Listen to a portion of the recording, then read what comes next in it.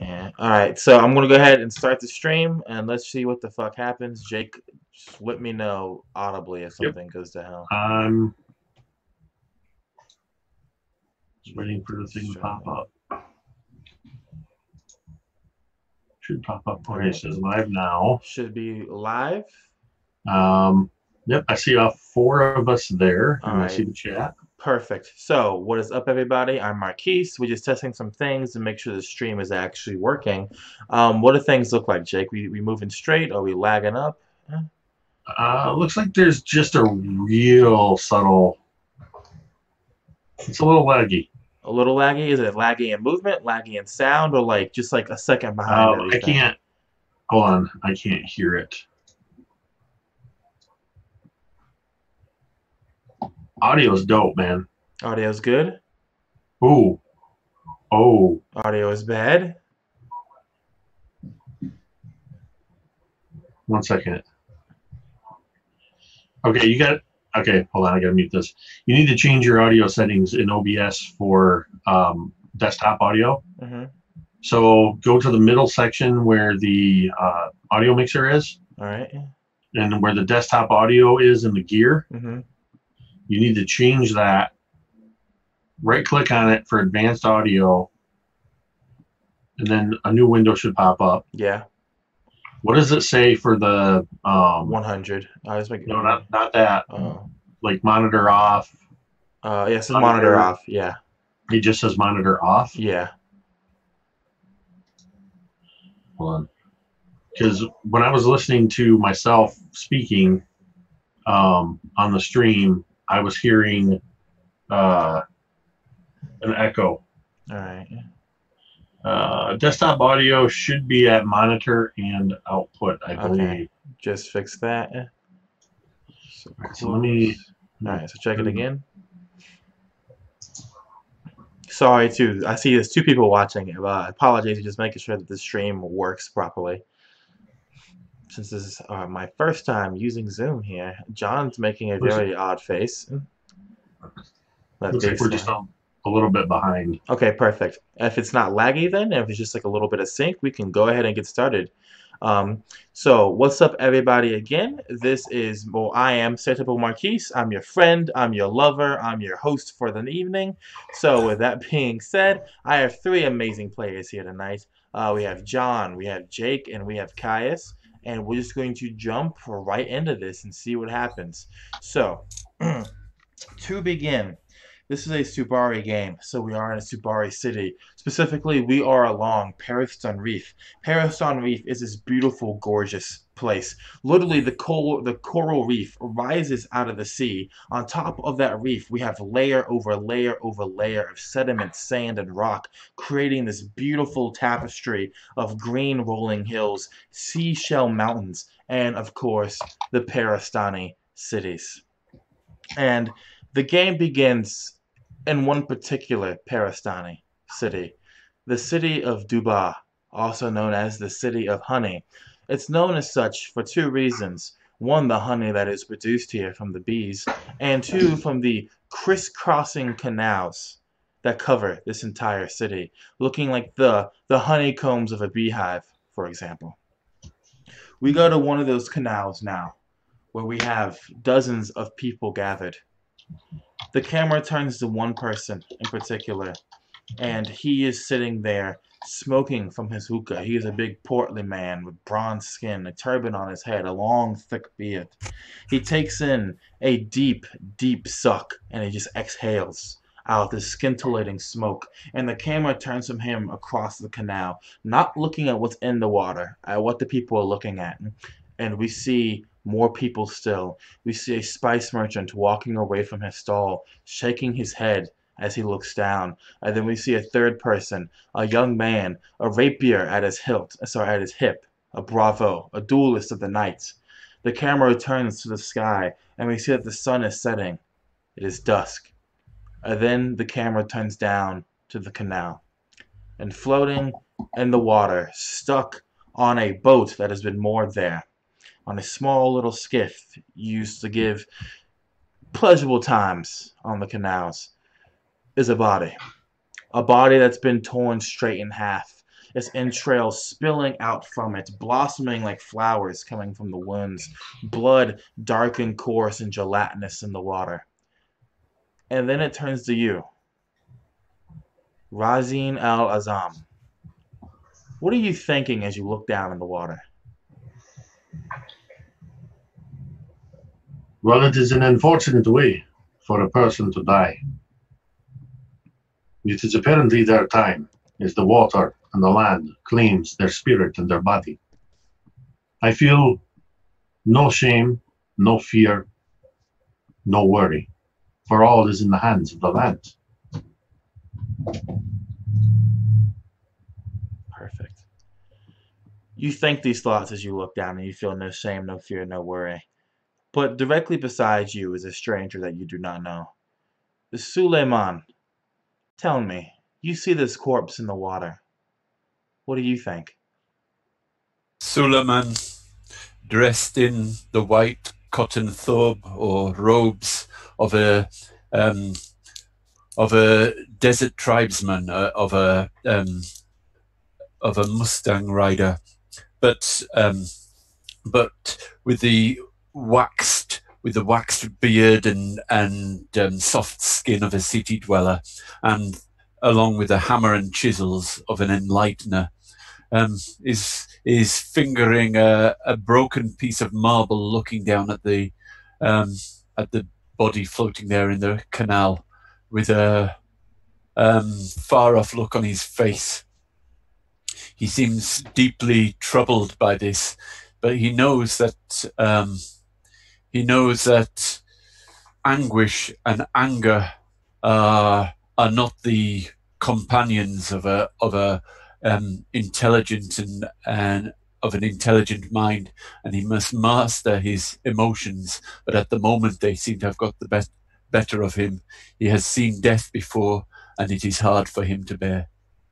I love it. Perfect. Hard for you to bear indeed. I imagine it hangs from your neck, your shoulders, your chest, much like the prison sentence on a criminal would be from the Sultana. But that being said, the camera moves across the canal to the other side, where Malik al-Usus is along with a whole gathering of other men and women looking down at this corpse. Tell me, Malik, how do you feel upon seeing this murdered victim down here? A dark pair of eyes scans over the body below, and Malik stands there with thumbs hooked into his sash at his waist, and he feels indifference towards the body below. He's seen worse in his life.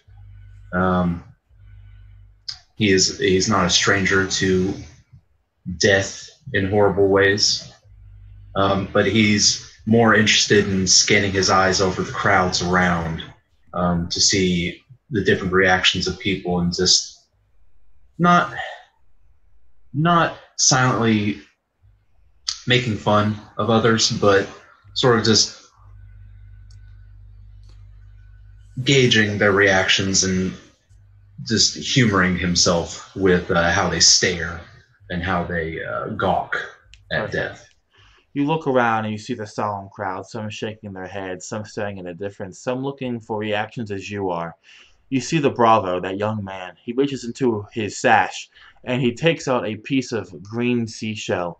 You know that seashells and pearls are the currency of Paristan Reef. And with one thumb, he just flicks the seashell off into the canal and turns and walks away. And then the camera moves back to the spice merchant, who shakes his head and just walks back to his bazaar station, just ready to continue on his day. And then you see the hookah merchant, and the camera zooms in on his face, and it zooms in on his eyes, and it zooms on his iris, and the scene changes. And it's 1 week later. And Suleiman, this time there's another victim, and another canal. It's only you in the crowd, this time, but soon Razin el Azam and Malik al-Usus appear as well, on different parts of the crowd. Suleiman, you look down here, and you see somebody that you know in this canal. Who's the latest victim of the spree of murders? For the last year, Suleiman has been making an enlightened horse for the daughter of for the favorite wife at the moment of the sultan, but now the hand has reached even that far. It could be. Can it be the wife of the sultan? His client, or the person who handed him the contract for this, to make this horse. His labor for the last year, all his effort, his chance of making his name and making his reputation is floating down there in the canal. Indeed, it is the wife of the Sultan. That illustrious woman, said to probably become the Sultana when the elderly Sultan would have died.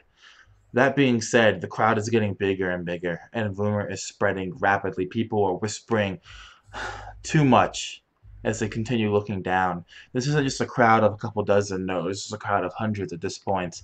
And then the camera switches to you, Razine El Azam. Tell me, Razine, what was your relationship with the wife of the Sultana? How did you know her?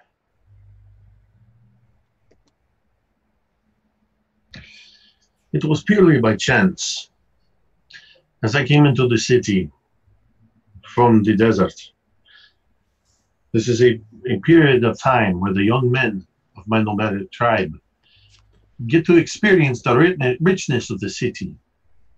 Normally, our families only come into the city to trade and to barter for the things our tribe needs. But I was allowed this time of reckless abandon to explore the city in its fullness. And explore I have been doing with the enjoying of the spirits in particular. And it was on a night where the spirits had taken control of myself and filled me with mirth and joy that I encountered a woman of such beauty as I had not seen before. And I knew it was a forbidden beauty. Perhaps that is all the more why it ensnared me. I love it. Perfect.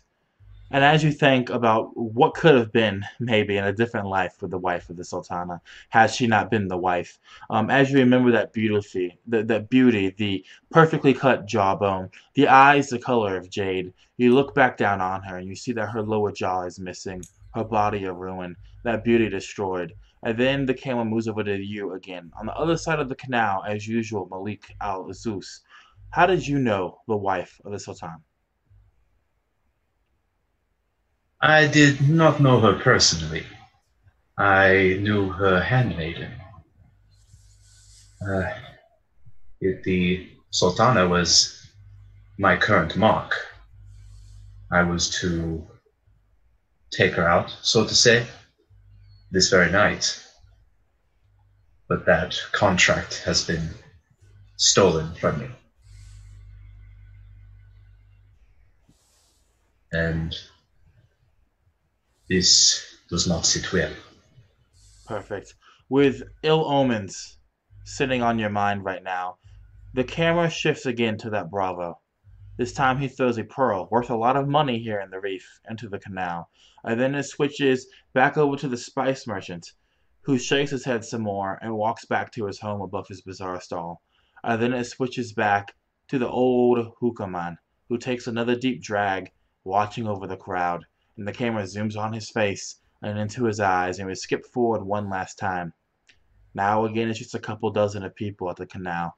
Another body. The 16th in the last 2 months. A man shakes his head and he says out loud, "This has to be stopped."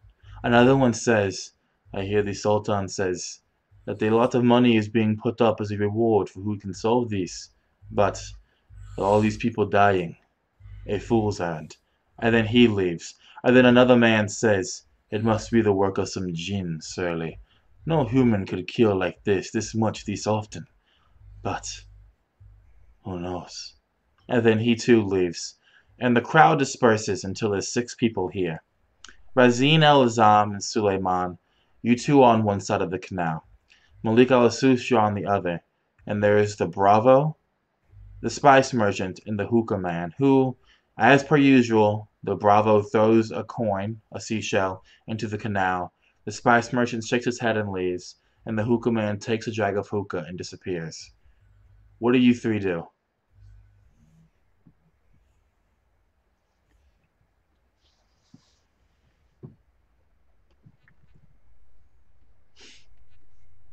Mirroring the action, having seen it a couple times, I came into the city. I was given by my father a pouch containing 50 shells and 1 pearl. I have held on to this pearl, knowing its value. Of the 50 shells, I only have 30 left. I have drank the other 20. I have eaten from the other 20. I have lain with a couple of women with the other 20. I can spare a shell for the life of this beautiful woman, that though it is her time, a small part of me mourns the passing of such beauty, and I will honor this custom that appears to be of the city. And I reach into this pouch and throw a shell into the water. You throw a shell into the water, and the memory of the Sultan's wife, who was the last victim, and the memory for this beautiful courtesan, who was his current victim, and the memory perhaps of all the other past victims. As you do so, the hair on the back of your neck begins to stand up, Razin al-Azam. You're a man of the great mirage. You're a man who knows what it feels like to be watched, to be stalked, to be hunted. That similar feeling goes through you now. But before we continue with that, Suleiman, we move to you. What are you doing? Suleiman has by his is holding the reins of a magnificent white horse. It's the people of the desert are probably attracted by it, but don't recognize the horse, the breed of horse immediately. And then they realize it is the statue, the marble statue of an enlightened horse, with poetry written instead of hair hanging from its mane. It has poetry hanging around its neck. That's so cool. and hanging from its tail. And this was a present he had made for the Sultana, and he also notices the tossing of the coin into the canal, but it is a ritual he does not know. So he takes one of the shells from his pouch, but turns to was it the spice merchant? Who was the one who was tossing the coin? It was the bravo. He turns to the bravo and says, "Is there a blessing? Is there a blessing or a proverb you say when you offer this coin for the dead?" The bravo stops. Now, he's on the other side of the canal, but it's only about 10 feet away from you, Suleiman. He's beside you, Maluk al-Asus. And the bravo turns and looks to you. He looks at you as an enlightener. He looks at your hands. He looks at the horse. He meets your eyes. His hand grabs the hilt of his rapier, resting on the pommel. And he says to you, "What I do is my ritual alone. And I do not appreciate questions unless you have a blade to question me with. So good night, old man. And oil your beard some more." And then he turns and he's going to start walking away unless you say, or someone else does something else.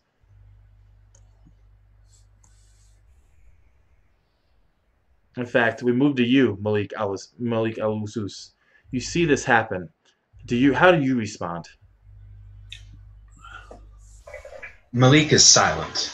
He stands there, holding the reins of his own animal, a camel laden down with tobacco, oil, food.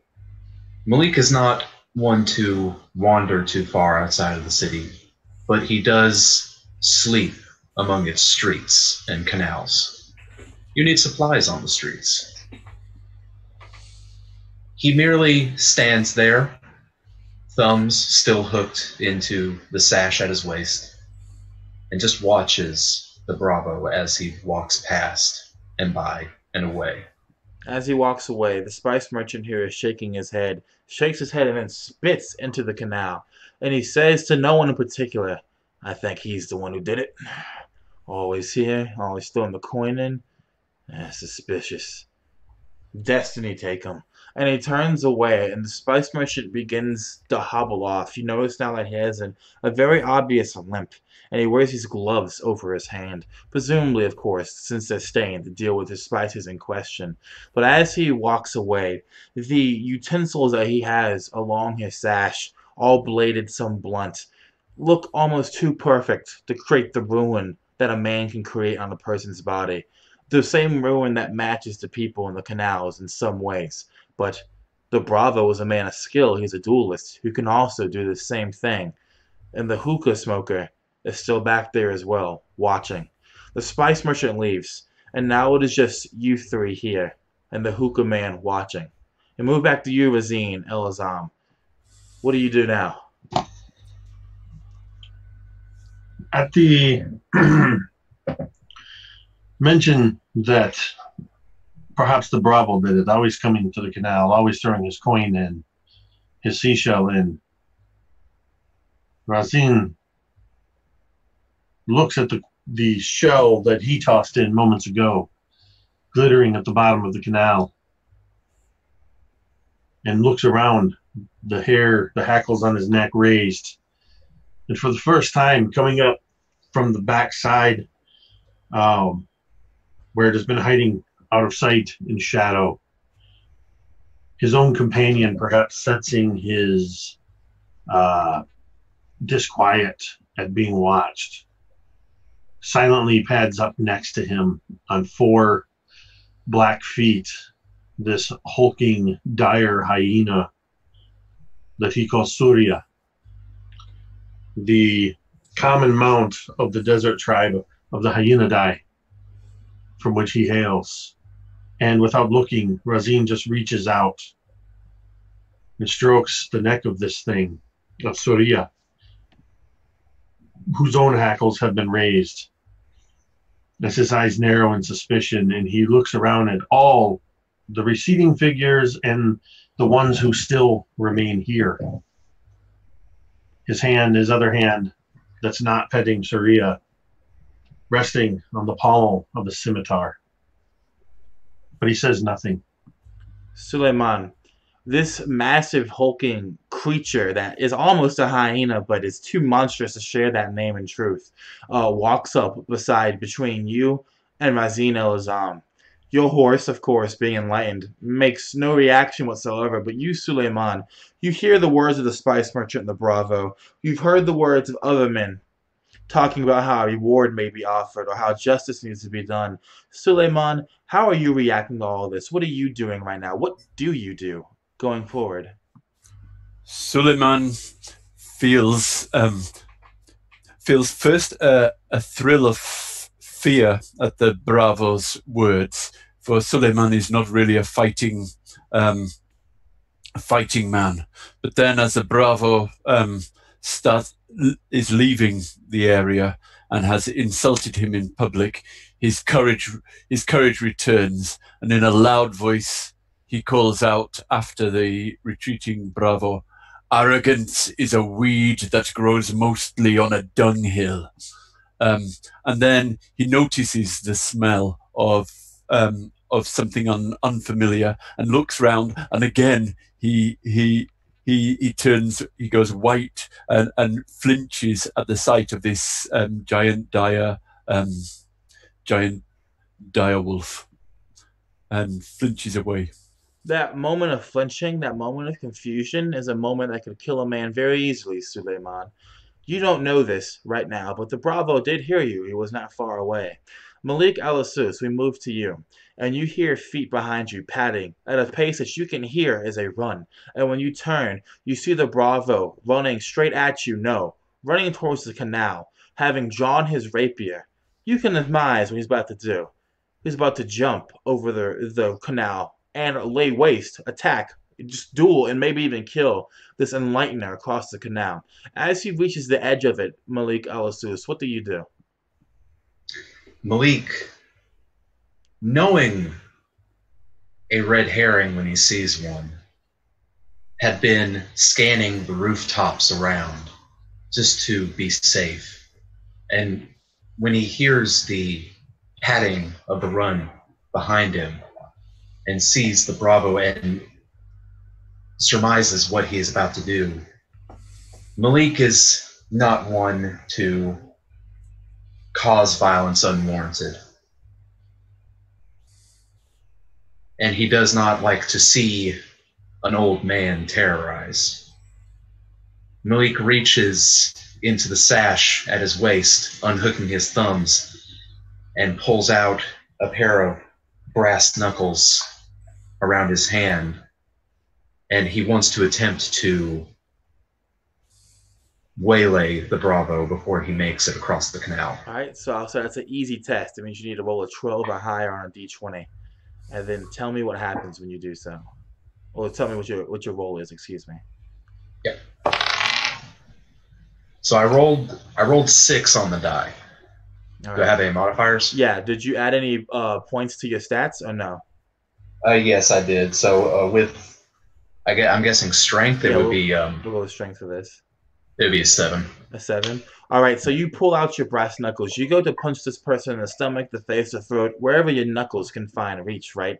But you're too slow. He sees you doing this. He pivots and then he leaps. As he leaps, he gracefully, elegantly, surprisingly crosses the canal in that leap. He is midair with the rapier out, and he's bearing down on you, Suleiman. Razin al-Azam, before what happens next does happen, you have a moment in time here, because you see this man running, you see him jumping, and you still have your hyena here. Will you intervene at all, Razin? For all I know, this man is coming across this canal to kill me. Instinctively, as I was trained by my father, I pull simultaneously the bow and an arrow from where it is strapped to the side of Soria, already a few inches away from my hand, stroking her. I pull it out and immediately knock an arrow and take a shot. Perfect. So it'll be a normal test for you, which means you just need a 15 or higher on the die. Is that going to be a dexterity mod? Yeah, we'll do dexterity because you're shooting. All right, and I have a 2 modifier on dex. All right. That is a 15 on the die, so that is a 17. Perfect. You release the arrow. You're going to roll your weapon die for this, for your weapon efforts. That's a d6. You release the arrow. It catches him dead in the shoulder. As it does so, it doesn't penetrate too deep. Bravos don't wear armor, but they do wear these clay plates, and you hear the breaking of a clay plate. What did you roll? I rolled a 5, and I have a +2 to weapon damage effort. Perfect. Yeah. All right. So he hits the ground hard. You hear the rapier go scattering and clattering on the cobblestones, and he rolls and he reaches up and he breaks the arrow out of his cloak and he throws it to the ground. He stands up and he looks at you, spits at your feet, and he says, "Why did you do that? He insulted me. That was my duel." For all I know, you jump across the canal with your sword drawn. You are coming at me just as much as him. I am protecting my life. Protecting your life. And he steps out and he steps on the hilt of his rapier and it flips up and he catches it. As he does so, he steps back and he does a flourish. He's stepping away from both of you as he does this. And Suleiman, as it moves to your turn, what this Bravo says is this: "Fine then, you insult me, he protects me. I'll duel you both if I have to." Suleiman, what do you do? Suleiman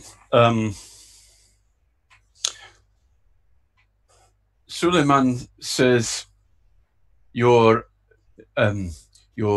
very quick to anger. You are very quick to anger in a city like this. Let us have a cup of tea and forget our passions in the hot sun, and forget this passionate anger in the hot sun." I like it. Do a test with charisma. Do a test with charisma for me, if you would, Suleiman. As you say these words, and he looks to you with his mouth open, almost aghast at what you're saying. What do I roll? Just a normal D4? No, it'd be a D20. You're rolling a D20. If you have a Okay. charisma modifier, add that. Or intelligence. I love that too. So, yeah, I get a 16 for charisma. Perfect. So now roll your D4 and tell me what you get. Do I add anything or just a straight D4? If you added points to your effort, then you have a modifier to it. If not, it's just a straight D4. Oh, I don't understand the effort rule, I don't think. I see what you mean. Yeah. It's a D4. I don't have any pluses for this one. No, I'll get a 1. A 1. All right. He looks at you, and then he spits, not at you, but on your horse. And he says, enlighteners disgust me. All right. All you do is you make these pointless things. You don't earn the honor the same way I do. You don't earn the grace of the courtesan queens like I do. And yet you sit here and you insult me like a half man, like trash. And he steps forward aggressively. Not with the actually no, the rapier is still out. And he presses it into your chest. And he says, I see no reason not to just stab you through the chest right here and push you into the canal like she is. And as he makes this threat, Malik Al-Asus, we move to your turn. Tell me, Malik, you see this whole thing happening. What do you do? I hear this last comment by the Bravo, and Malik steps forward almost to the edge of the canal, like his feet are almost hanging off the edge. He stands there, prominently having slipped the brass knuckles back into his sash and hooking his thumbs back by his waist, and he calls across the canal and says, "Is that right? Is it so easy to kill? There's been a lot of killing recently. Has it been easy for you this past month?" I like it. That's great. I'm going to make the roll easy for you again. So it's going to be a 12 you need on the die. You can use charisma or intelligence on this. Awesome. Damn it. 5 or 6 rather. He looks at you, and he does step away from Suleiman for a moment, and he looks at you dead in the eye, Malik, and he says, "Listen here, asshole. No, I've done none of this. This in here is the work of some donkey working in this city. I don't just kill and leave in the canal. I duel. I earn my stripes, I earn my scars, I earn my favor. Now, if all you're going to do is sit here and bray, right, or just laugh like this beast of a hyena, then you can leave too, or you can draw a rapier and I'll take all 3 of you on." And when he says this, Razine El Azam, what do you do?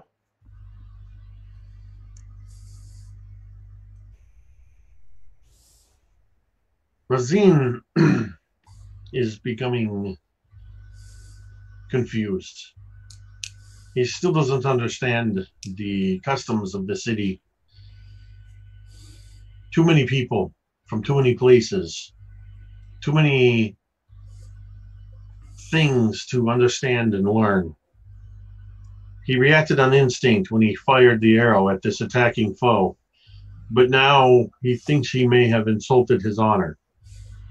Yet, this man just insulted his Soria.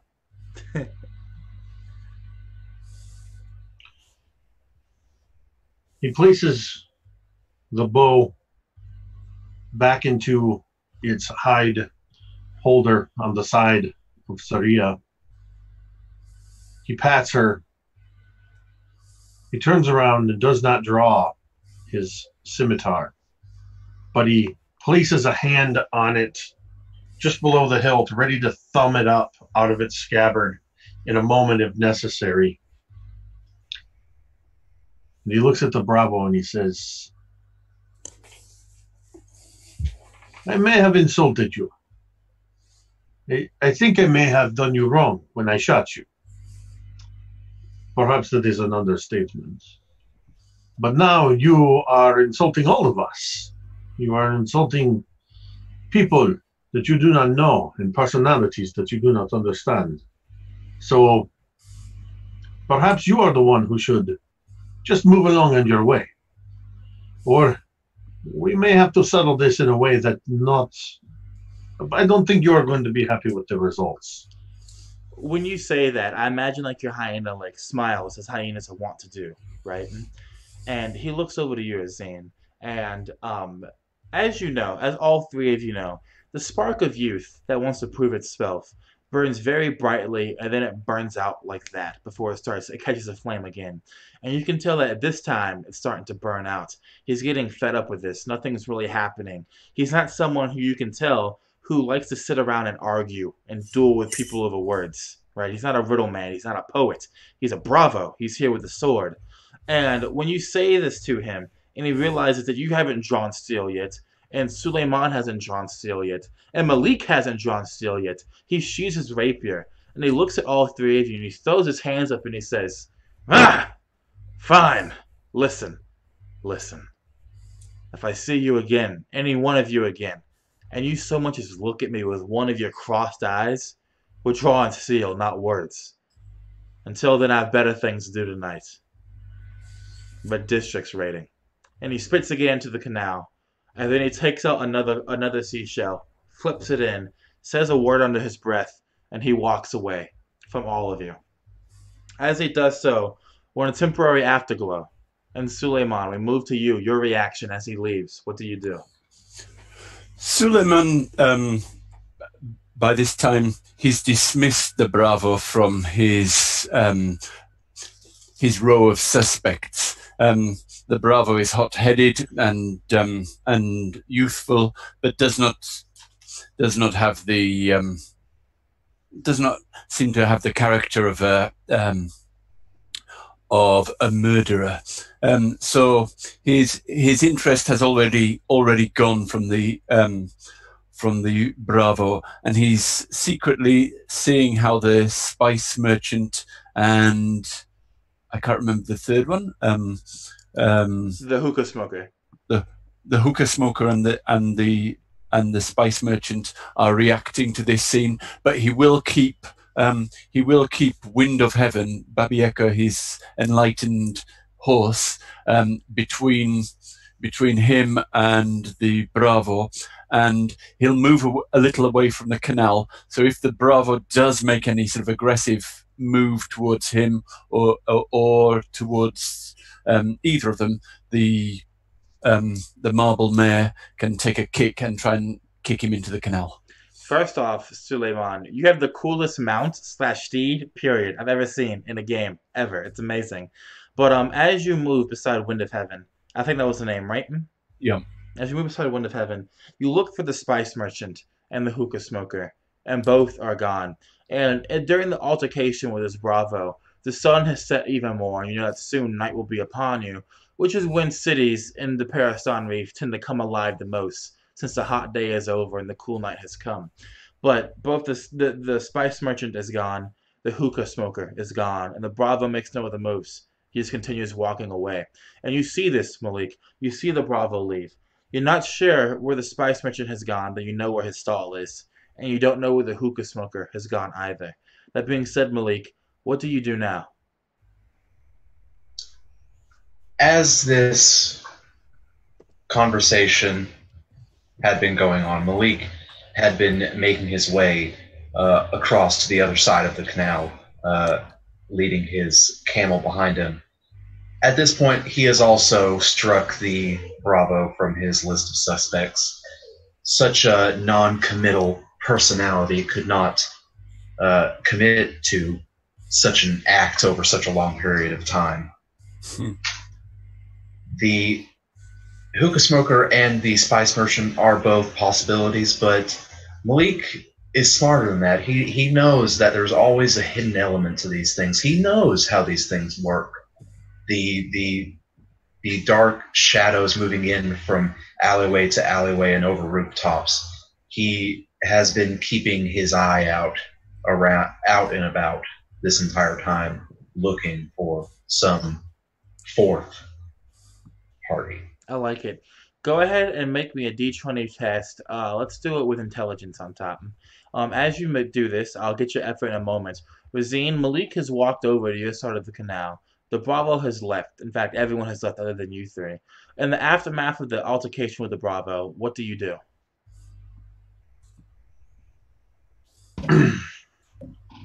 Patting Soria reassuringly, looking this enlightener and his magnificent marble horse. I almost don't notice the arrival of Malik. And as he begins to come over, I'm getting used to the city awakening at night and being surrounded by lots of people. But for some reason tonight, I'm not feeling like I want the company of a woman or the various spirits that the city offers and the gambling dens. I pulled my arak bottle from the saddle of Soria, our own fermented milk drink. And I just sit down on the edge of the canal, still seeing where this body is floating in there. And I uncork it, and I take a drink of it. And I just shake my head, and I sigh. I have only been in the city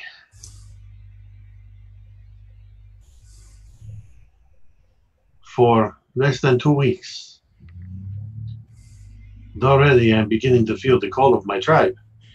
I know why so many choose not to stay in the city. This place, it is mad with a fever that I cannot understand. And I take another pull from the arak bottle. And Suleiman and Malik, you two can speak freely in response to what he just said. Oh, your swift arrow possibly saved my life, and if I owe you a life debt. Your swift actions, and I noticed you too. You two distracted the Bravo before he jumped, and maybe that also saved my life. Both of you, I give you my thanks. He says Suleiman to the other two. It is no worry. I cannot sit idly by while I see some hot-blooded sellsword terrorize people in the street.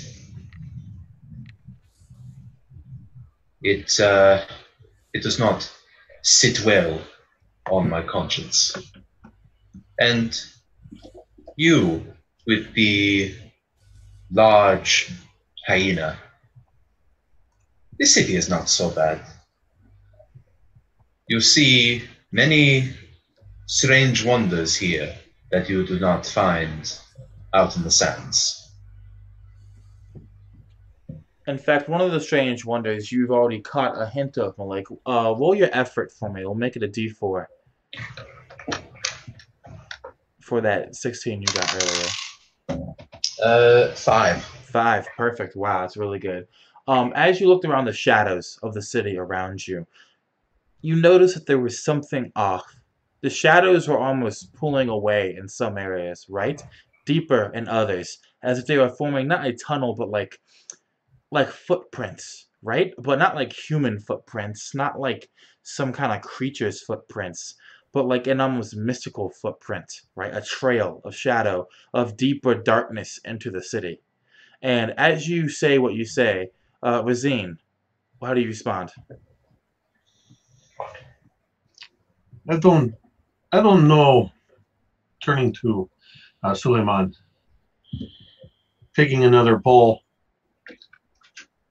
and I actually hold the bottle up to him, and I say, "Truth be told, old man, I was saving my own life as much as yours. It was pure instinct. I just do as I am trained to do. Some things I cannot leave behind in the desert.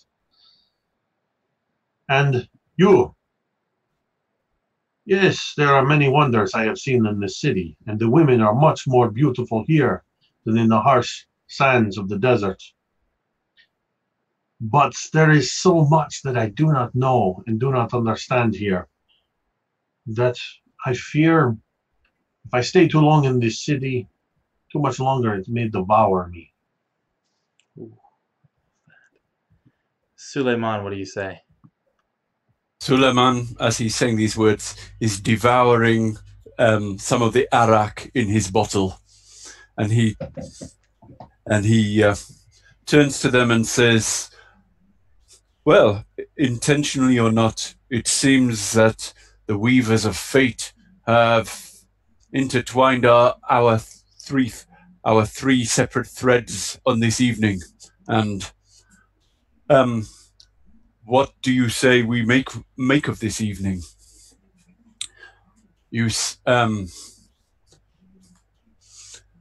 I am intrigued. Another death has hit this city, and the previous death, one of the previous deaths, the death of the Sultana, has hit my pocket. It has hit my hopes for advancement, and I wish to find who is responsible for this death.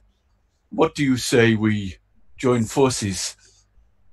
We do not resist the weaving of fate, and we three join forces this night to see if we can unravel this mystery. And saying that, he hands the arak bottle that he'd taken from Razin towards Malik to see if he accepts the offer.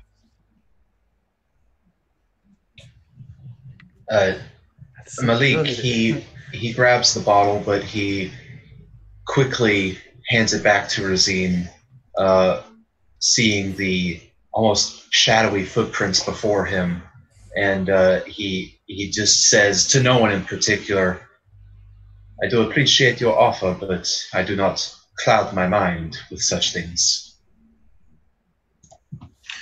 You do not cloud your mind with friendship, or you do not with friendship on a night with friendship of strangers on one evening, or you do not cloud your mind with arak? Either. We are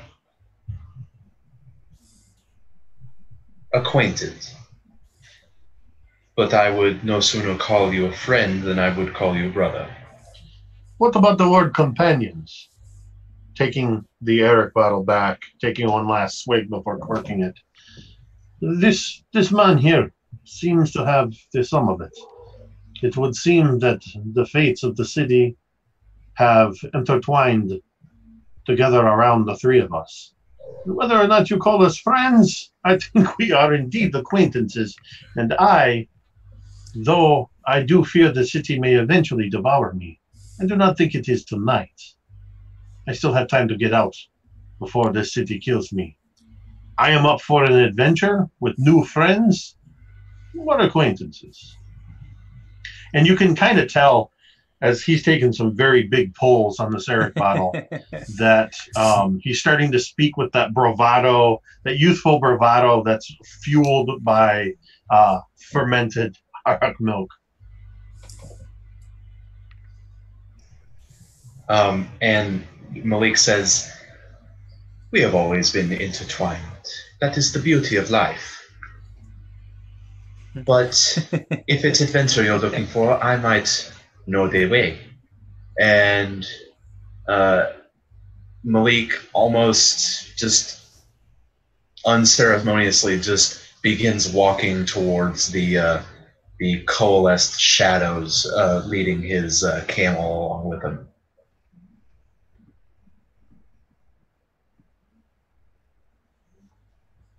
Well, then, starting with you, Azim. As he walks away, leading the camel, saying he can lead the way to adventure, maybe to the heart of this investigation, what do you do, Azim?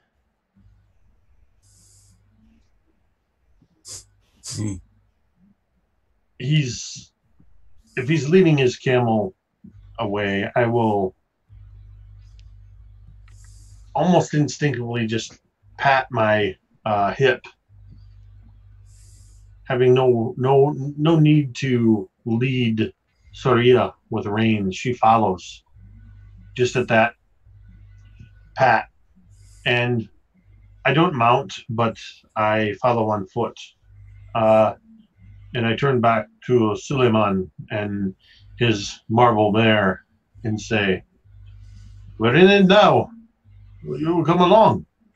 I am, I am, I am in your shadow, I say, as I come, as I just follow behind. And there's a sort of buzzing, bejeweled sort of clockworks insect sort of flying around us as well. One of his earlier works. I freaking love it. So here we have it. We have the Ashish, we have the Mustang, and we have the Enlightener. So starting with you, Malik, as you begin walking towards this place, so it's not like a ball of shadows, as you might have thought. It's just things are off. This offness forms just a trail of a wrong, right? The shadows are too deep. The breezes here are too cold. In fact, there are no breezes. The air is just cold, and the air is stale, not moving. You don't smell any of that beautiful hookah that wafts over the city, or you don't smell the incense or the jasmine or any of that. It's just, it's foreboding. It's unwelcoming, this place you're walking into. And when you get there, it's just a normal street, one of the many streets that crisscross Duba, the city of honey. But there's no one along the street, which is odd for a nighttime in a Parastani city. No, no one is out at all. No lamps, no lights are on any of the buildings. The street just stretches forward, turns this way, turns that way. What do you do as you begin walking, Malik?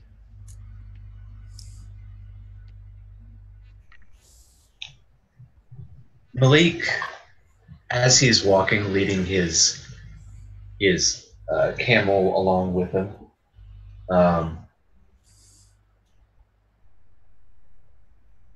and as Razin and Suleiman follow behind him, he's keeping an eye out. As always, he has never felt this feeling before in the city, but it's not far off from when he recognizes an ambush or a job gone wrong or some sort of misfortune hanging over his head. So much as Razin gets his hackles raised when he senses some form of danger, Malik also has some sort of tell for when he senses some form of danger. So then, Malik is clearly on guard, Vazine. You recognize this. Not only that, you're a man from the great Mirage, Vazine. You're used to these kinds of spiritual disturbances, right? In fact, I'm sure they have a name for it in your tribe, Vazine. So as you tell me what the name for that is, what are you doing right now as this investigation begins? How do you want to progress forward to try and get to the heart of this adventure? Beginning to see the way in which Malik is stalking and recognizing that though in the city, this is the first time Razin has seen someone take the presence of mind and just the aura that the Hyenidae do out in the Great Mirage when they are faced with these sort of spiritual threats. He's almost surprised to see it. His first instinct is to pause just long enough for, as he turns his body to the side, Soria recognizes the motion and takes a quick step forward, almost a bound. And as she does so, Razin grabs at the longer hair coming down almost like a mane and just in a quick silent motion tosses himself up, mounting the saddle.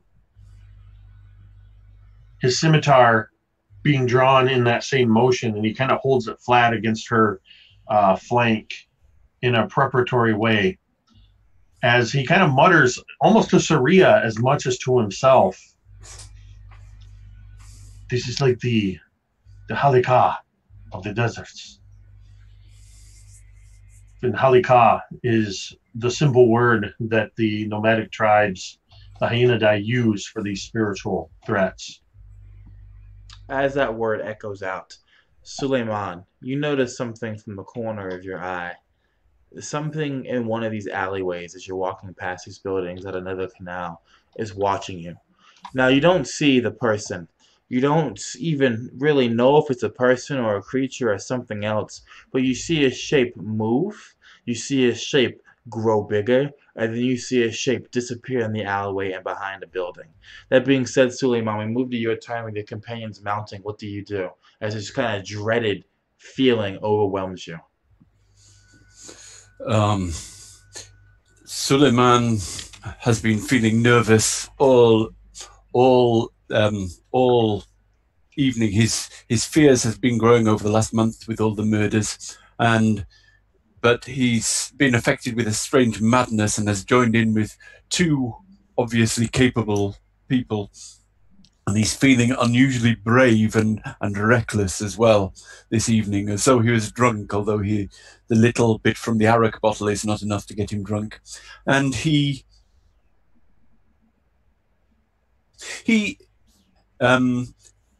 calls back his buzzing bejeweled insect and sends it off into the shadows to see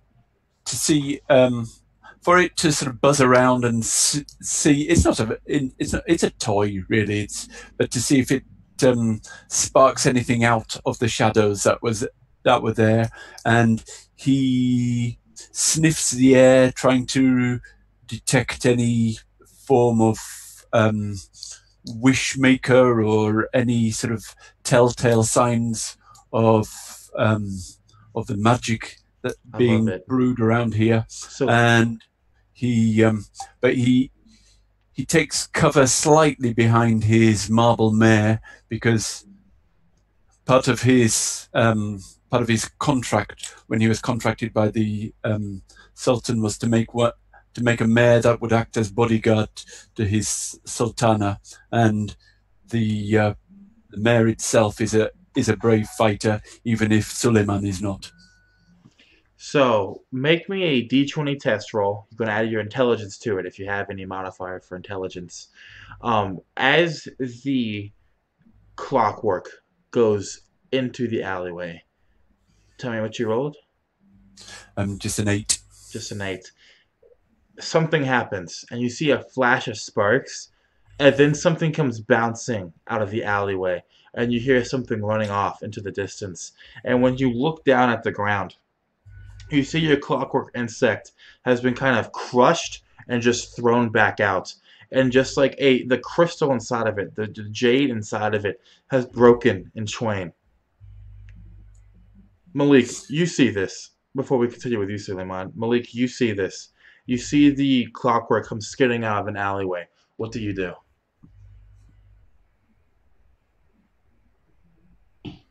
Malik turns and watches the little clockwork insect skitter out of the darkened alleyway, and he peers into the darkness of the alleyway and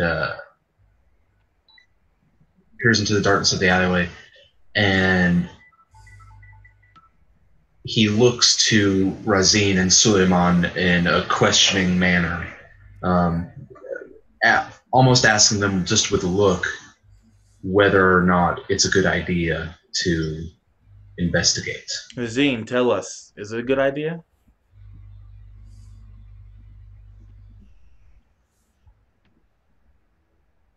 Razin's answer is just a grin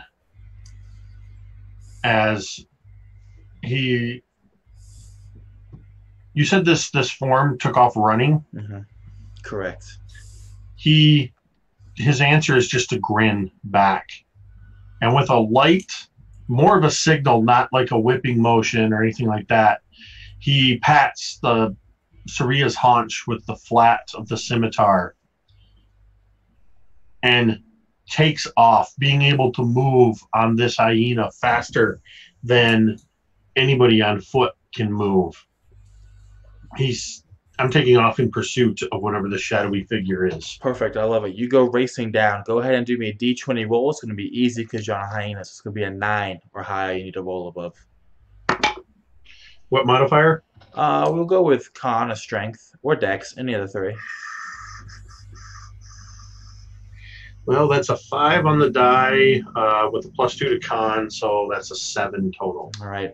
Your hyena goes flying past, and you do see the figure as you go out from the other end of the alleyway. However, as you come in, this figure, still under the cover of night, is racing across one of the bridges that goes across the canal, maybe 20, 30 feet ahead of you, and they disappear into another alleyway. But you do have a very clear trail of which to follow. Before we continue with you, Razine, Suleiman, what are you doing? If the wind blows, ride it, I shout, jumping on the back of Wind of Heaven and spurring after the giant direwolf, but dire hyena, I mean. But he doesn't move he hasn't been able to enlighten the horse with the speed of a true horse, and I don't think he moves much faster than he would on his own feet. Even then, though it doesn't, you also see the figure disappearing, and you have a enlightened horse, which is not as fast as a normal horse, but it doesn't have flesh, it has stone, which means it can jump. Um, and you see the canal between you and the other side. Do you think that Suleiman would try to leap the canal, or would he wait for Razine or Malik to lead the charge? Having said ride the wind, he's going to try riding the wind. Perfect, I love it. Uh, Wind of Heaven leaps across the canal, and as it lands, I want you to make me a test using either charisma or intelligence because of the poetry you said earlier. It's going to be easy, so you're looking for a 9 or higher. Is it mine or the horses? Yours. Okay. Yeah, 12. 12, perfect. So you're going to roll me weapon effort because I'm going to say that the enlightened horse is basically your weapon. So it's going to be a d6 you're rolling. Well, the enlightened horse has got d8 for a weapon. Oh, d8? Oh, that's even better. Go ahead and do that then. 7. 7, perfect. As you leap across, the smell of hookah comes to your nose, or maybe the smell of spices. You're not quite sure which one it is, but you smell an intermingled version of those two. One pulls you to the left, one pulls you to the right, where that figure disappeared at. But these are two paths that open up before you. Before we continue with that, Malik, what do you do as your two comrades go flying off into the shadows of the alleyway? And did I hear correct that the alleyway is across the canal from us? No. Or Sorry. I lost the window there for a second. No, the alleyway goes to a canal, which is behind this row of buildings. okay, and yes, Malik, having watched Razine and Suleiman ride off towards these shapes, he reluctantly leads his camel down the alleyway. A camel, certainly as fast as a horse or a hyena, could easily catch up to them. But Malik is one for scouting and planning ahead rather than boldly flying in head first. So he hangs back quite a bit, maybe missing these dark figures. Perfect. Now, Suleiman, do you announce your discovery of two possible paths, the two smells that you smell, or do you just stay quiet before we continue with the scene?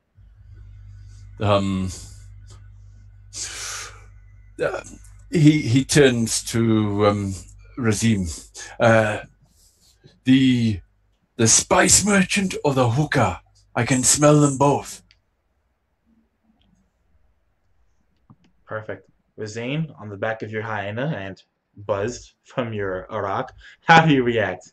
Buzzing with the Arak and buzzing with the thrill of a city-based halika, though a bit frustrated that Surya and he were not able to bound so quickly after this quarry. I imagine as we're heading down the alley at first, we're kind of breaking through closed off stalls from the day, maybe some like baskets go flying as we kind of skitter around as Suleiman and his enlightened horse just make this leap. We come up with him, and as he says this, Razine shouts out, "The spice merchant!" And I indicate the way. Perfect. So he'll go ahead, I'm guessing. Yeah, whatever way he's indicating, with a clear path, Surya and I will head off in that way. Perfect. So Surya bounds over the canal, and instead of pointing the way where the dark figure disappeared, Suleiman points the opposite way, down a labyrinthine set of alleyways, and you go bounding off. As you do so, Razine, go ahead and do me an effort test. You're going to be using is it a D6 or a D8 for your hyena? I don't know. We'll say a D6 because it's your weapon pretty much. So do a D20 roll. You can add any modifier you think will fit for this. All right, so I'm going to do D20, and I'm going to use Dex because it seems like it's just the effort of staying on the hyena and kind of moving fluidly with her. That's a 16. Perfect. That'll make it. So it's an 18.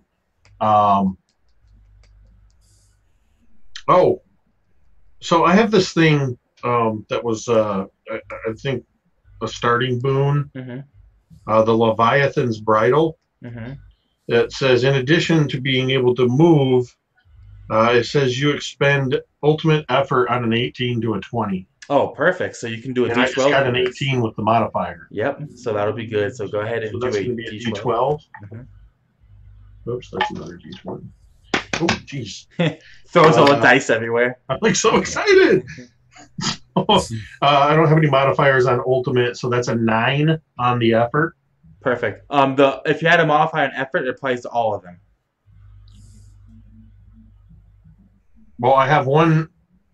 I guess I'm confused on that because I had put a modifier on weapon damage and I had put one on basic work. Okay, so both of those would just be 2 for all effort that you have. Well, I actually have a +2 on weapon damage. So it'd be 3 for all. So it'll be +3? Yeah. Okay, I got you. Okay, so that's a 12 total then? Perfect. Which is All more right. than what you needed for this whole situation. So Suleiman and Malik, you see that he goes bounding off on his hyena, and the camera is following you as you're doing this, Razine. You're moving through stalls, the hyena is jumping over these things. Occasionally you knock over a table that had a left hookah on it, and it smashes beside you, and you'll see smoke billows up behind you as well. Right, but it's chasing down something. The hyena has caught a whiff of something that it thinks is important. And you know as a hyena car to always trust what Saria thinks is important. So with that being said, the hyena dashes into a window of this building with a rounded roof on top. As it does so, glass shouting around you, you land in a situation I will describe in a moment. Suleiman, you see that Razine disappears. And you can hear just the chaos that the hyena causes as it races to the alleyways. What do you do, Suleiman? Though I cannot keep up with the hyena, I indicated he should go this way. I'll follow him. All right. Avoid that which requires an apology, after all. I love it. So on the back of Wind of Heaven, you're moving through these clouds of hookah smoke. You're moving over these debris. Wind of Heaven doesn't really jump over things, right, for the most part, because it's an enlightened horse, but it's made of marble, so it just kind of like breaks through things. It steps over things that were already knocked over, and the chaos that was left by Sardia is just made 10 times worse by the riding horse going through all of it. That being said, Malik, it is now your turn. Do you want to follow as well? And if you do you want to do something special as well, or no? So Malik being at the back, did he see Surya with Razine on his back? Yeah, you did. Jump through that window? No, that's further ahead. That's somewhat deeper into the city, but you can easily track them from where they're going. Okay, so yeah, I'll just follow, seeing as a wild hyena and a marble horse just plowed through these market stalls ahead of me, so I have an easy path to make my way through. Most with my definitely. camel. So you follow this path, and as a hashish and a man of preparation, are you doing anything as you approach where this target, where this curry may be, or no? Yes. Malik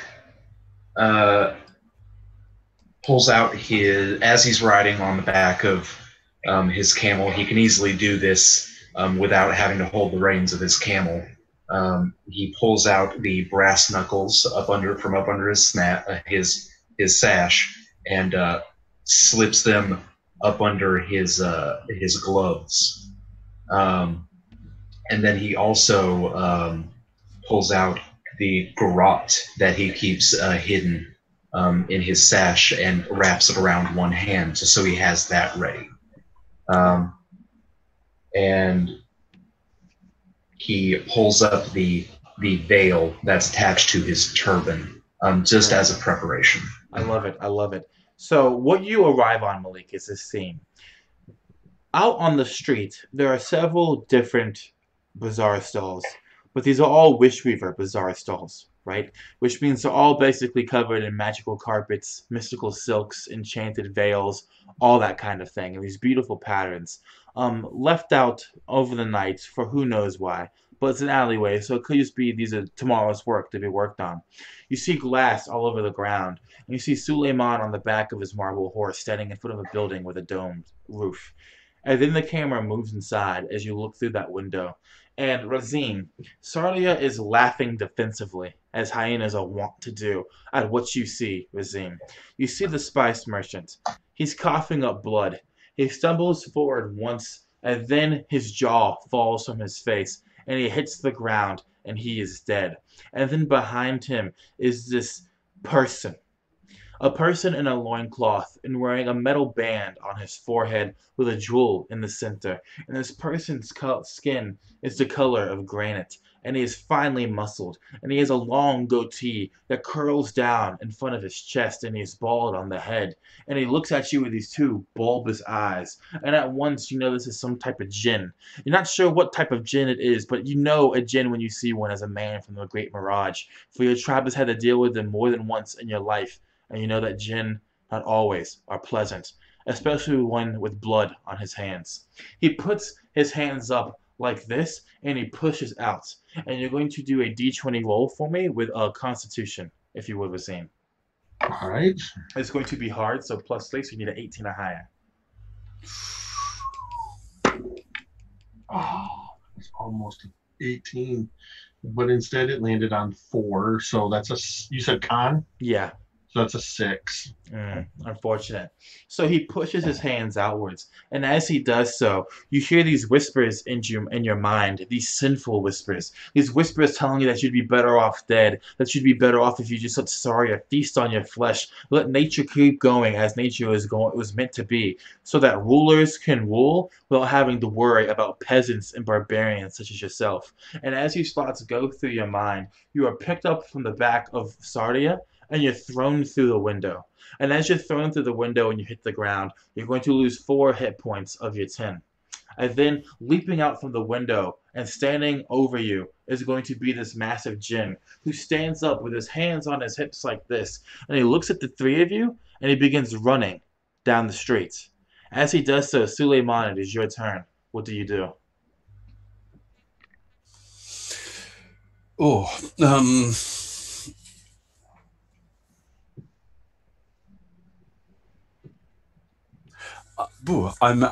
For a moment, Suleiman is unsure what to do, but what is a jinn's? His hand drops to his chisels and his work pouch, and he pulls out some acid that he has some acid that he uses sometimes when he's working, and he hefts it, but then decides against throwing it, but holds it steady if the jinn decides to come back and attack. But otherwise, he goes down and helps Razine to his feet. As you help Razine to his feet, you look up and you see the jinn has stopped and he has turned and he has his right arm to his left, right? And crossing his chest like this. And as he does so, one of the flying carpets begins to move and to shake, and it flies through the air and into his hand. And he snaps it out once, and it begins to levitate 5 feet off the ground. And the djinn jumps up and he lands on it on a squat. As he does so, Malik, it is your turn. What do you do?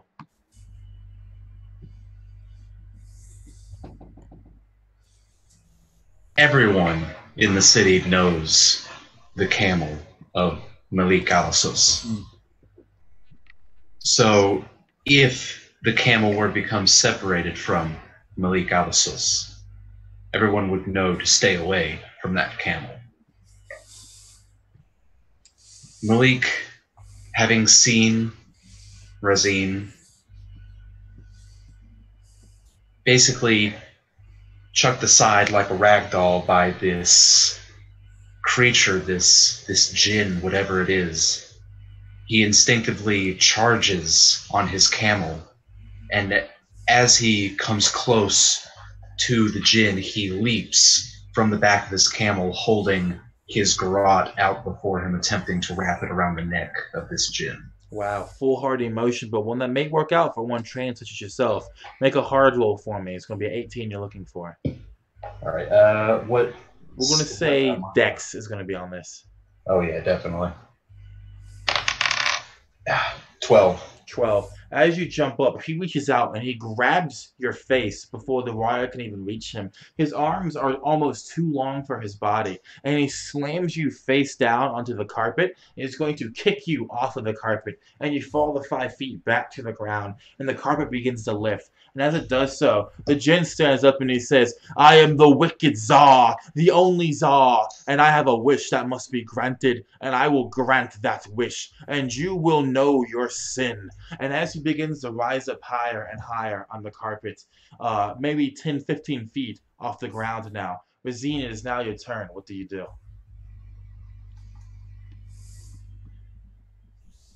How far out of the window was I thrown? Maybe just a couple feet, not too much. So I imagine as he kind of tumbles back, thankfully the glass all breaking would have gone into this building. He does that thing of the hot-headed youth that as he hits the ground, he kind of tumbles and scrambles, and immediately he's up on his feet, running back in, leaping over the windowsill to run headlong into this, to face this djinn that just threw him out. He's coming back like a rubber band attached to this the thing. djinn is on the street now, rising up. Oh, it's on the street. Yeah, he jumped up after you, and he's on the flying carpet, rising up, maybe 20 feet away from you. So you're just going to chase at him? How far up is he? He's about 15 feet at the moment. And there's also there's stalls with other magic carpets and other things you could find there as well. I think if he can do this, he would, as he jumps to his feet and he sees this thing, I'm just running, and I'm going to look for the clearest path to run up on top of like some stuff, and then hop up onto a stall, and try to spring at this thing, scimitar flaring. I love it. So you're running at him. You look to your left. You see just a series of stalls moving up almost too perfectly like steps. You jump on one. You leap to the next. You draw your scimitar. You leap to the fourth, the fifth. And then you jump onto the eave of a building. And then the roof of another that's domed. And you jump up and you have the height on the rising Tsar now. And your scimitar flashes outwards, catching the moonlight, catching the starlight. Do me a d20 roll. Going to be adding either strength or dex, whatever you prefer. This will be a dexterity. God bless him. That's a 4 with the dex mod. You're just not rolling good on these d20s, are you? Perfect. Your blade misses the Tsar. In fact, your whole body misses the Tsar and his carpet, and you begin to fall to the ground. Roll me another d20. It's going to be an easy roll for reasons I'll explain in a second, so you need a 12 or higher on this one. With what mod? We're going to say with wisdom. No, shit. All right. That's a 10 on the die. A 10.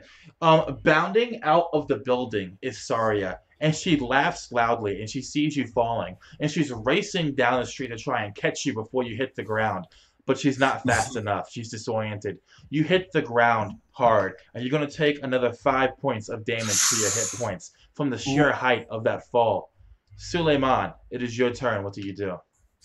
Suleiman looks round at the stalls of the magic merchants around here, and he sees along the various ropes that hold their tents in position.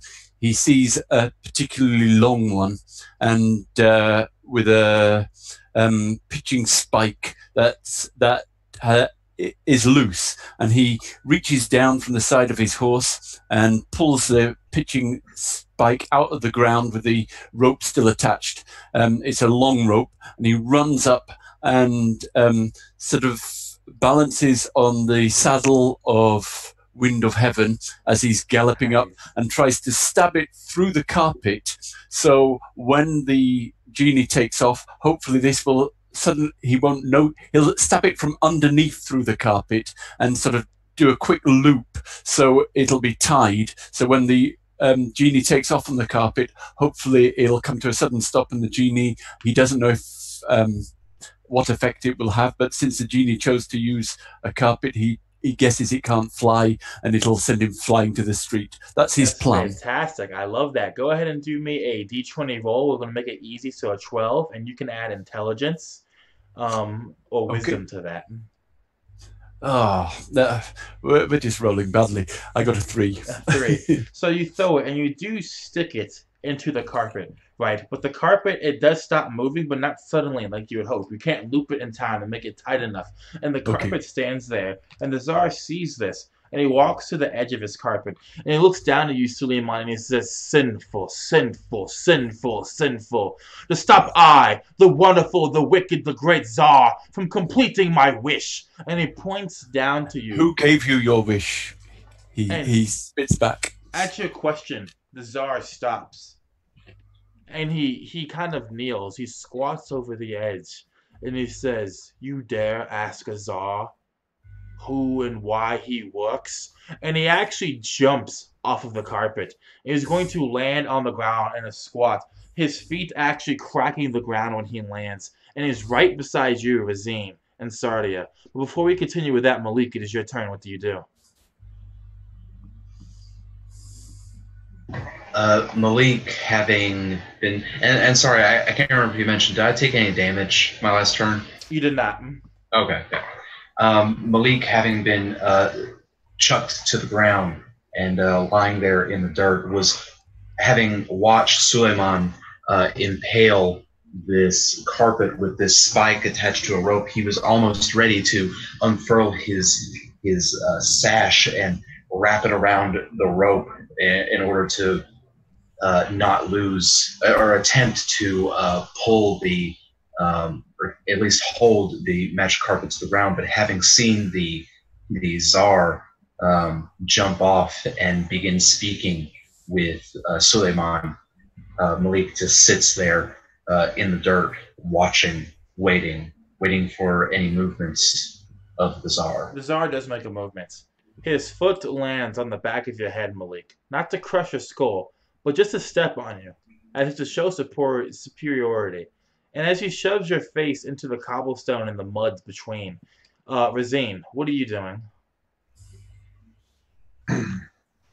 So as I hit the ground from this rooftop, the wind was knocked out of me. My scimitar went skittering across the ground and is too far away to pick up in one quick grab.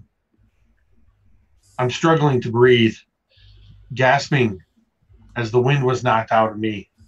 And I may have broken a rib or two in the fall. Saria moves instinctively to lower herself in almost like a cat stalking prey, lower herself and position herself between me and the Tsar. And I'm going to use this round to attempt to recover some hit points. All right, so it's going to just be a DC 12 test. Okay. And then do I add my con Yeah, to you'll the add. roll? We'll let you add your con to the roll for this one. I think that makes sense. All right. So it's a 9 on the die and a 2 con modifier, so it's an 11. All right, so I'm just going to say you gain 1 hit point from your attempt to recover, having not been able to fully kind of like prep yourself and everything. As you lie there recovering, Saria protecting you, standing over your body between you and the Tsar. The Tsar looks to you, Suleiman, and he says, I, the wicked Tsar, the wonderful Tsar, the wish-granting Tsar, who curses your wishes, says this to you, human, enchanter, enlightener. I say this. How many children without parents, or with mean parents who beat them and choked them and slapped them, wish they had just one parent left? How many sultans wish they just had less people to rule over? How many enlighteners wish just less people would deface their works? How many men who work the kill wish they just had so many fewer obstacles in the way of their jobs? I, the cursed Czar, grant these wishes. Whenever somebody wishes for less in the world, for less people, for less greatness, I come in and I grant it to them. And I kill them too. And he steps forward off of your head, Malik. And he steps closer to you, Suleiman. And he continues saying, I am Czar. I am the Czar. He says, repeating himself. I am the Czar. And he steps forward again. And he holds up a hand at you, Suleiman. And as you do so, the carpets to your side begin to unravel. But before we say what happens next, you tell me, Suleiman, what do you do?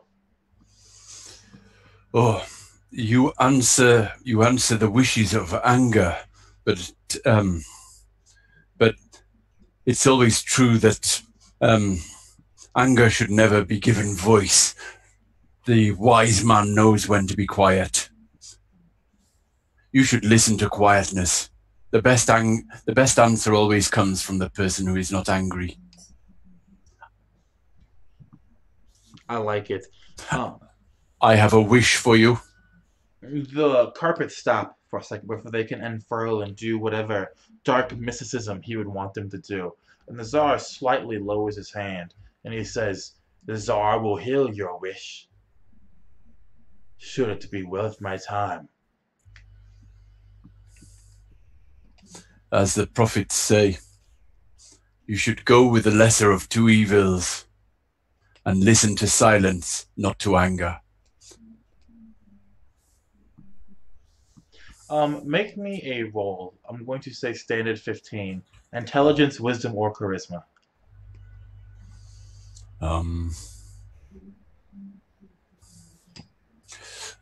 15. 15, perfect. I'm going to give you ultimate effort on this one because it's a very creative plan you just did. So roll a d12 for me. 8. 8. Do I get any pluses on that? Did you have any pluses on your effort?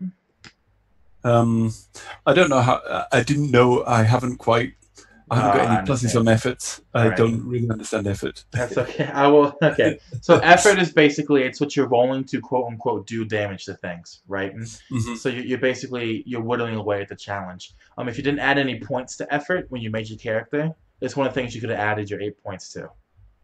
And that was right. I got you. Got you. So, gotcha. No, I've just got them on stats. So gotcha. Okay. All right. So he lowers his hand a little bit more, and the Tsar says, "You make a humble wish, but the Tsar does not deal in humble wishes. The Tsar shows people how wishes should be made. The Tsar is angered by your wish. The Tsar is angered beyond belief by your wish. For you have offended me and destiny and test." And he looks down at his feet and he lifts his hands up like this. And cobblestones begin to lift out the ground. As they do so, Malik, it is your turn. He stepped off of your head. What do you do? Malik merely lays there and listens to the words of the Tsar. He listens to his comments about young beaten children, enlighteners, and then he gets to the comments about the hashish. And he realizes he's an idiot. We do not do what we do for the kill. We do what we do because of the obstacles in our way. We enjoy the obstacles. That is the point. Malik rises.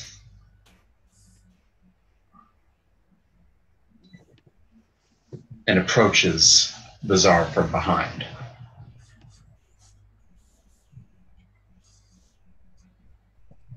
Holding his garrote out and attempting to wrap it around his neck. Perfect. Since the Tsar is not looking, he's distracted by his own, whatever he's doing. It'll be a DC 9 with dexterity. Okay. Or intelligence, if that would be better for you. Both, I think, would apply here. 6.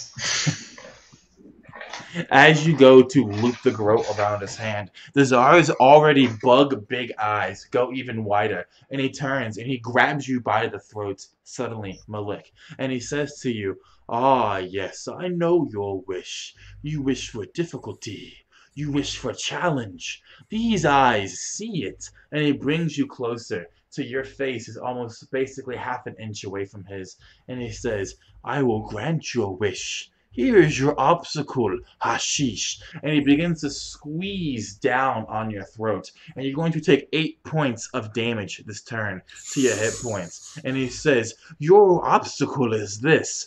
Escape my grip before it crushes your throat." And when he says that, Razine, it is your turn. What do you do?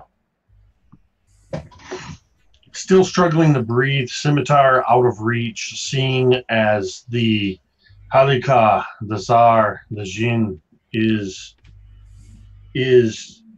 on the verge of killing all of them potentially. He notices as Surya is crouched in front of him, just over her haunch, he sees the longbow and the quiver.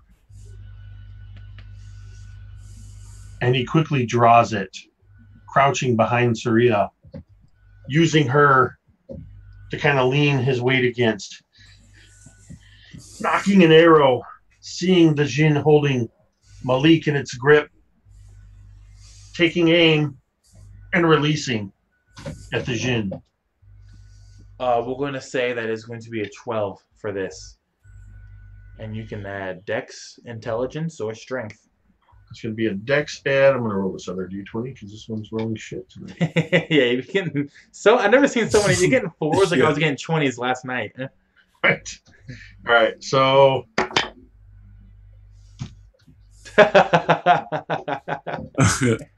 I'll say. That's a 4. I'll say. All right. I'm just going to go with it.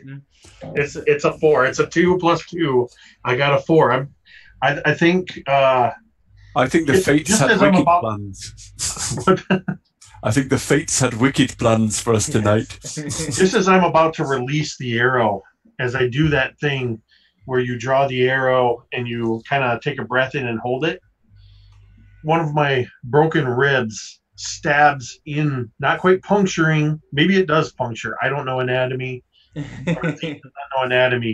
But there's a sudden sharp and the arrow flies wide as I kind of jerk from the pain. And yeah, it's not going to go nowhere near this thing. The Tsar's head turns as you fire the arrow, and he laughs, is barking. Look, more obstacles, hashish. Now you have the obstacle to deal with of incompetent companions. Yes, hashish, have I granted your wish yet? And now it is your turn, Suleiman. As what do you do? Suleiman has heard the great Tsar make this claim that if the hashish can escape, then his wish will be granted. So he's going to throw his weight on the hashish escaping and saying it is not enough for a man to know how to ride. A true man must also now know how to fall. He tries to hook his marble horse's reins around around Malik's leg, and then just slaps the horse's rear, so it just runs off, and hopefully it will help pull him out of the genie's grip.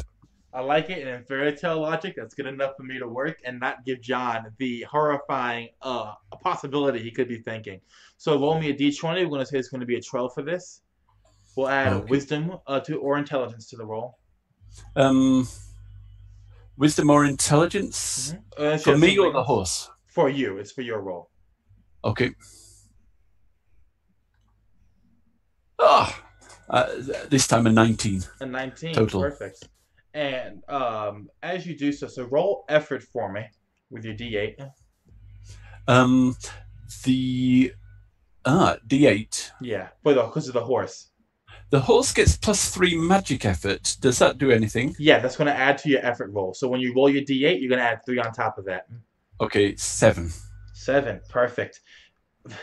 That's very good for this. As you do so, the Tsar sees this, and he sees you working to help save this man's life. And his fingers lighten just a little bit, their grip. And you're torn from the grip, Malik, as it begins to run this marble horse, this marble mare. As he does so, the Tsar lowers his hand, and he says, "So your wish has been granted." But he doesn't look at you when he says this, Malik.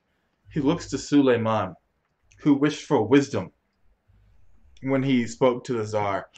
And the Tsar, with his wide eyes, thinks for a moment. And then he jumps into the air, and he lands on his carpet.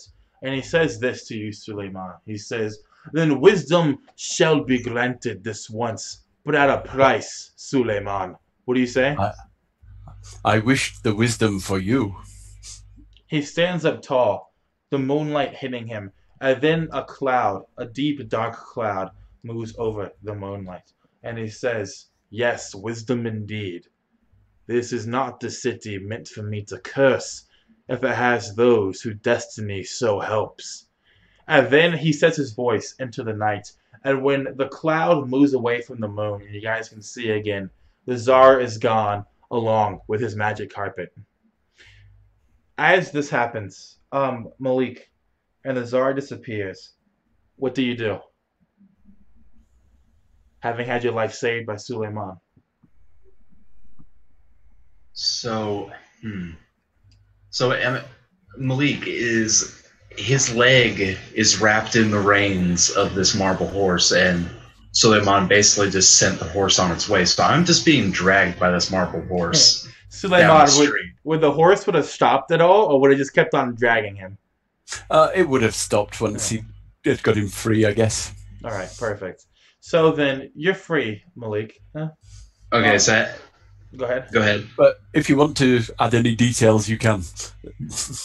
Yeah, I just like to imagine that Malik was loosened from the grasp of the Tsar, and he's like unceremoniously just dumped onto the ground with his legs wrapped up, and he's got like the bruises are already starting to rise on his neck. Like you can tell that he's not going to be able to talk for the next couple days or so.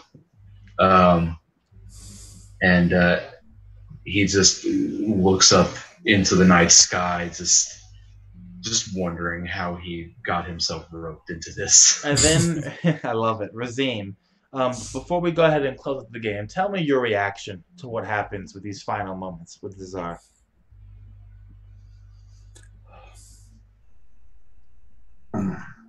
Razim, still struggling to breathe, broken ribs, possibly punctured lung, barely clinging to his life, climbs up on the back, just pulls himself up onto the back of Saria, but then pads over to Suleiman, who seems to have been their savior this night. Reaches down, unhooks that arak bottle that's probably about still half full. Struggling, he takes a drink. "You are a very strange